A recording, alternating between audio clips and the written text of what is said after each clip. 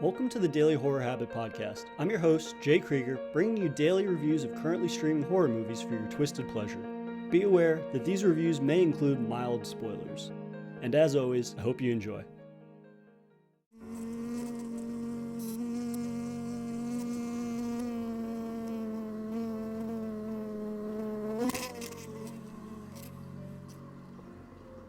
Welcome to part 2 of my series review of The Fly with Return of the Fly, the 1959 follow-up to the 1958 original. We once again see firsthand that man is destined for disaster when dabbling in that which he shouldn't. Though given how the original film ended, could a sequel developed just a year later deliver similar scares and intrigue? Let's find out. The business of sequels has always been a tricky predicament within the horror genre. Given horror films' notoriously low budget, there's always been an added emphasis to cash in on the popularity of a film by releasing a sequel within the subsequent year or two. This has created ill will with fans, as sequels would often be greenlit whether or not there was a story worth continuing.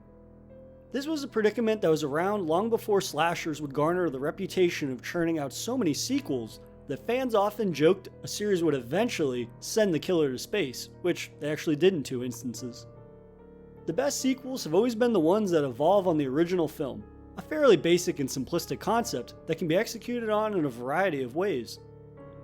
Bigger and better effects, or fleshing out a narrative to provide more backstory or a new plot direction.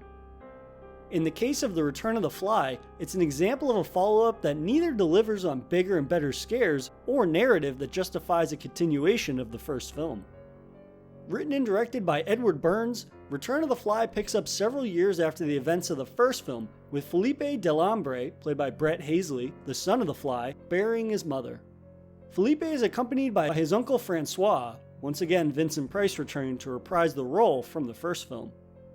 Price is the only cast member to return, and only agreed to do so after being impressed with the script that Burns had penned. More on that in a moment.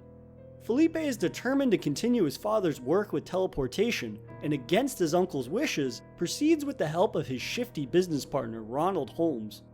Naturally, man once again dabbling with that which he does not fully understand has catastrophic consequences that don't bode well for the well-being of our protagonist.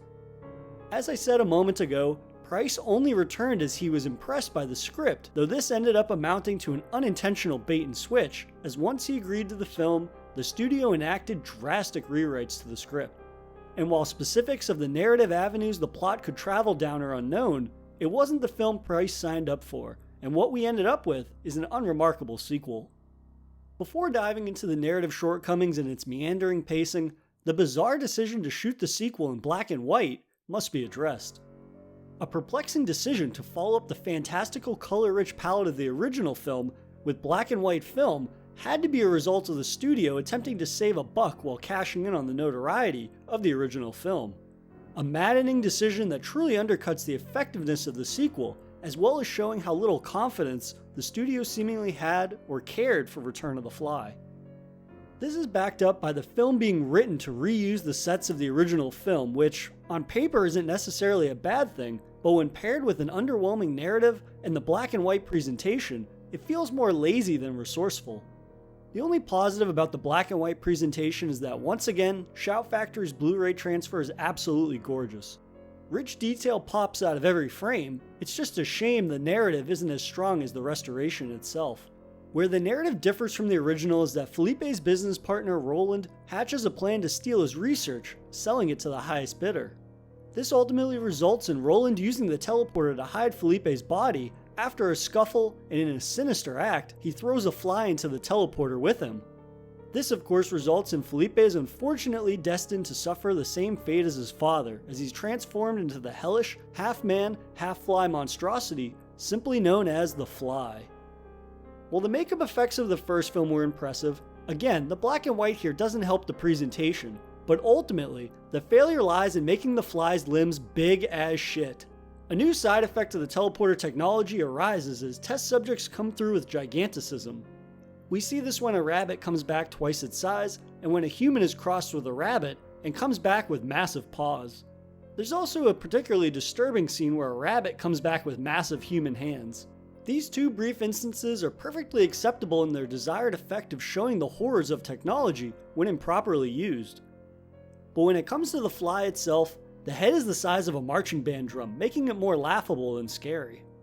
Then we watch as Felipe with this big as shit head running through the woods, barely dodging trees as the police shoot at him, and it all begins to feel a bit absurd. The pacing of the narrative is also incredibly drawn out, featuring very little of the monster itself and focusing on Roland's double-crossing scheme.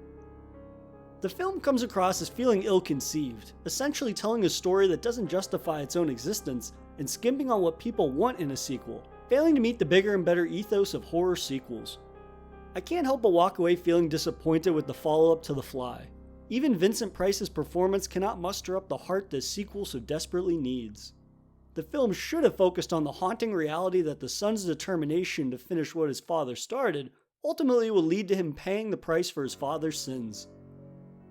Pair this with the lack of quality monster makeup, the monster's inadequate screen time, and reverting back to black and white ultimately makes Return of the Fly a disappointing follow-up to the classic atomic sci-fi horror of the original film. It's hard to recommend Return of the Fly to even the most hardcore fans of The Fly. Next week, I'll take a look at the third and final film in the original Fly trilogy, 1965's Curse of the Fly, which apparently doesn't actually have a fly monster in it.